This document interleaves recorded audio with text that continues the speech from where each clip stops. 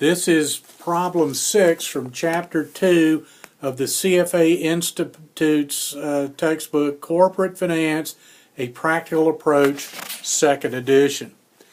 The Kim Corporation is considering investing the 750 million won, and today at time zero, and getting an after-tax cash flow of 175 million a year for 10 years. So the time period at 0, 1, 2, 3, 4, 5, 6, and 7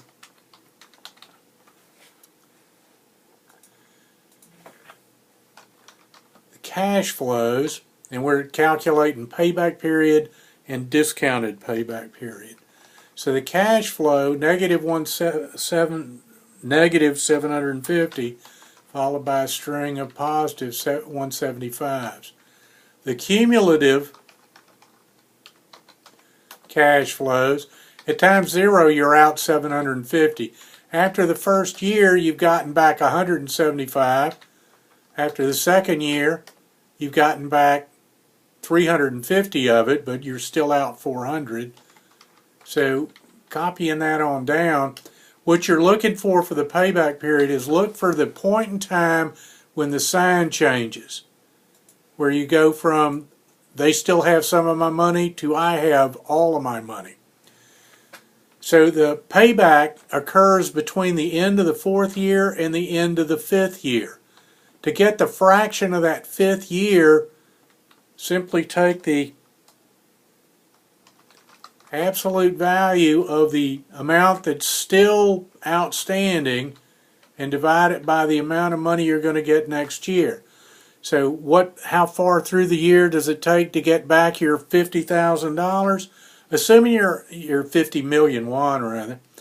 Assuming that you're earning the 175 million won during year 5 evenly every day, then about 0.285, or roughly 3/10 of the year through, you'd get back the rest of the money. So it'd be 3/10 of a year plus the 4 years. So 4.3 years is the payback period. To do discounted payback, you follow a similar process, except instead of using the cash flows, use the present value of the cash flows in the calculation. Now the present value of the initial investment is still 175. But if I take these and divide by 1 plus the discount rate, here the required rate of return is 10%, raised to the number of years, and I'm gonna pretty this up so I'm not showing as much.